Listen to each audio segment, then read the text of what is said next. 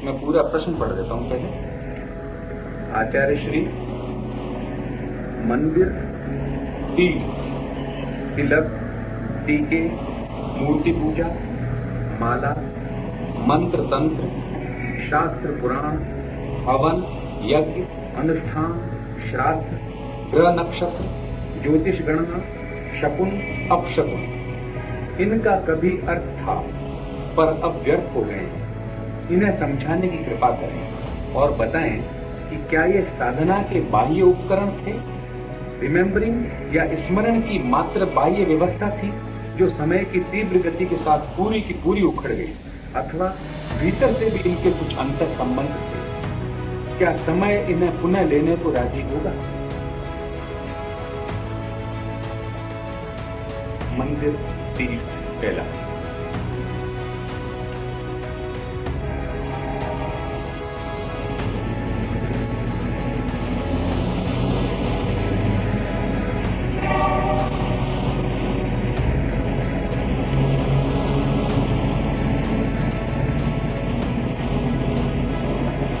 जैसे हाथ में चाबी हो,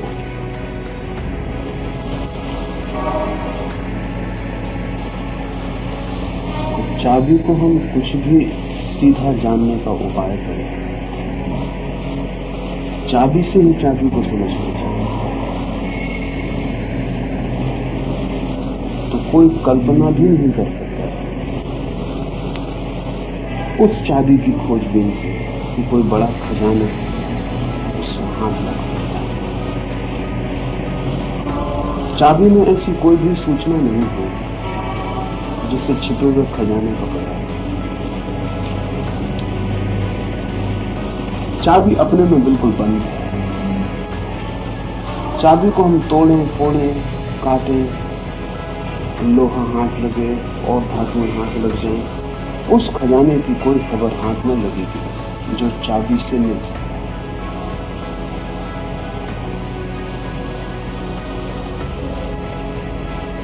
और जब भी कोई चाबी ऐसी हो जाती है जीवन में कि जिसके खजानों का हमें पता नहीं रहता, तब सिवाय बोझ ढोने के हम और कुछ भी नहीं ढोते। और जिंदगी में ऐसी बहुत सी चाबियां हैं जो किन्हीं खजानों का द्वार खोलती हैं, आज भी खोल सकती हैं, पर न हमें खजानों का कोई पता है, न उन तालों का हमें कोई पता है जो उनसे खुलेंगे। और जब तालों का भी पता नहीं होता और खजानों का भी पता नहीं होता, तो स्वभावतः हमारे हाथ में जो रह जाता उसको हम चाबी भी नहीं कह सकते। वो चाबी तभी है जब किसी ताले को खोलती हो, जब उससे कुछ भी ना खुलता हो। पर फिर भी कभी उस चाबी से खजाने खुले, इसलिए बोझिल हो जाती है तो भी मनुष्य फेंक देने का नहीं होता। कहीं अचेतन में मनुष्य जाति के वो धीमी सी गंध बनी हुई रह जाती है, चाहे हजारों साल पहले वो चाबी कोई ताला खोलती रही, लेकिन मनुष्य की अचेतना में उससे कभी ताले खुले और कभी कोई खजाने उससे उपलब्ध होते हैं। इस स्मृति के कारण ही उस चाबी के बोझ को हम ढोए चले जाते हैं। न कोई खजाना खुलता है, अब न कोई ताला खुलता है। फिर भी कोई कितना ही समझाए कि चाबी बेकार है, फेंक देने का साहस भी नहीं जुटता है।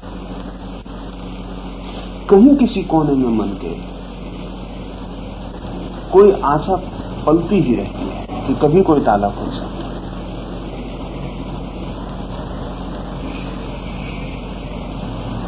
मंदिर है। पृथ्वी पर ऐसी एक भी जाति नहीं है जिसने मंदिर जैसी कोई चीज निर्मित न की हो। वो उसे मस्जिद कहती हो, चर्च कहती हो, गुरुद्वारा कहती हो, इससे बहुत प्रयोजन नहीं है। पृथ्वी पर ऐसी एक भी जाति नहीं है जिसने मंदिर जैसी कोई चीज निर्मित न की हो। और आज तो ये संभव है कि हम एक दूसरी जातियों से सीख लें। वक्त था जब एक दूसरी जातियां हैं भी, ये भी हमें पता नहीं था। तो मंदिर कोई ऐसी चीज नहीं है जो बाहर से किन्हीं कल्पना करने वाले लोगों ने खड़ी कर ली हो, मनुष्य की चेतना से ही निकली हुई कोई चीज है। कितने ही दूर, कितने ही एकांत में, पर्वत में, पहाड़ में, द्वीप पर बसा हुआ मनुष्य को उसने मंदिर जैसा कुछ जरूर निर्मित किया है। तो मनुष्य की चेतना से ही कुछ निकल रहा है, अनुकरण नहीं, एक दूसरे को देख के कुछ निर्मित नहीं हो गया।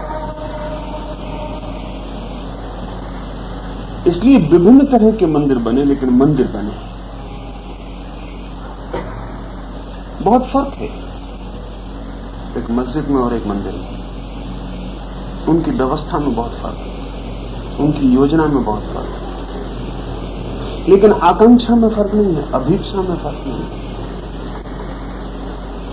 तो एक तो जो चीज मनुष्य कहीं भी हो, कितना ही दूसरों से अपरिचित पैदा होती ही है, वो मनुष्य की चेतना में ही कहीं कोई बीज छिपाया है।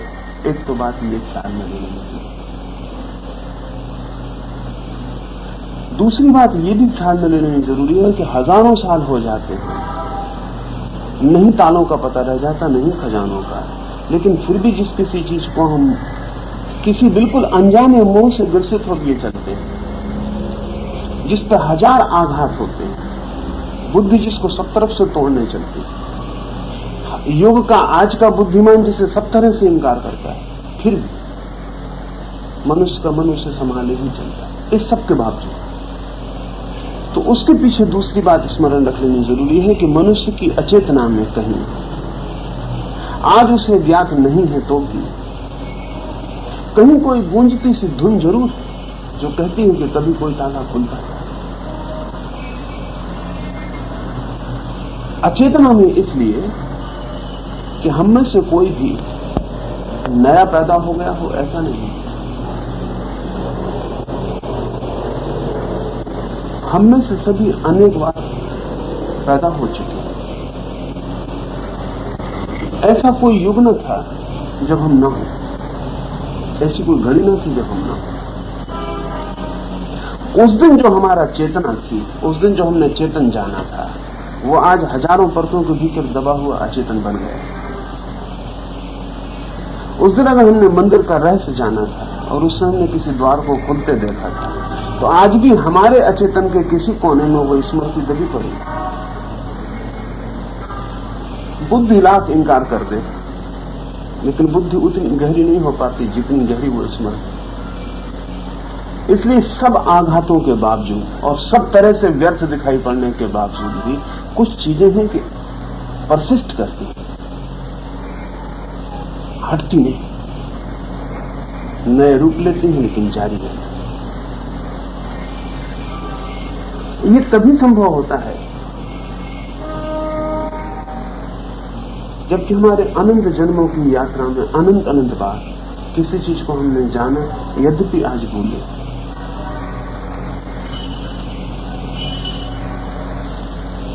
और इनमें से प्रत्येक का वाह उपकरण की तरह तो उपयोग हुआ ही है, आंतरिक अर्थ भी है, अभिप्राय भी है।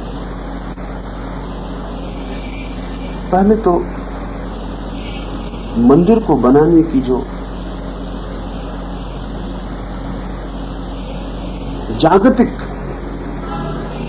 कल्पना है, समस्त जगत,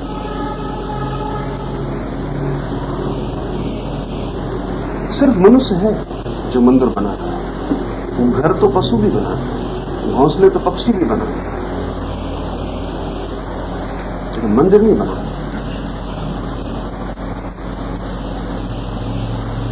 मनुष्य को जो भेद रेखा खींची जाए पशुओं से, उसमें ये भी लिखना ही पड़ेगा कि वो मंदिर बनाने वाला प्राणी है, तो कोई दूसरा मंदिर नहीं बना।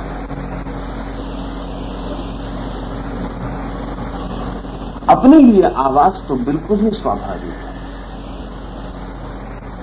अपने रहने की जगह तो कोई भी बनाता है। छोटे छोटे कीड़े भी बनाते हैं, पक्षी भी बनाते हैं, पशु भी बनाते हैं, लेकिन परमात्मा के लिए आवास,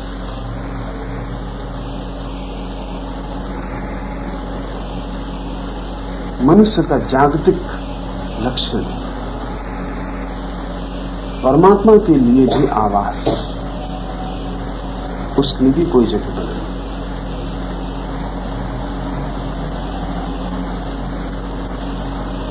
परमात्मा के गहन बोध के अतिरिक्त मंदिर नहीं बनाया जा सकता।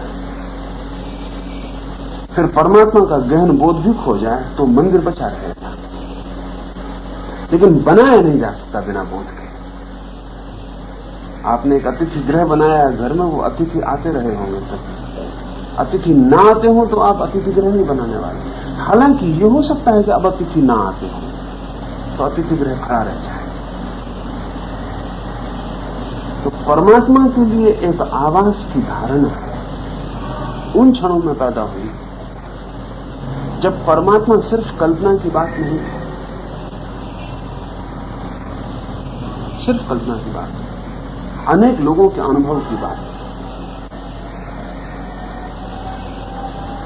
और परमात्मा के अवतरण की जो प्रक्रिया थी, उसके उतरने की,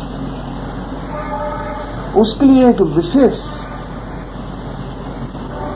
आवास, एक विशेष स्थान जहां परमात्मा अवतरित हो सके। पृथ्वी के हर कोने पर आवश्यक अनुभव हुआ है।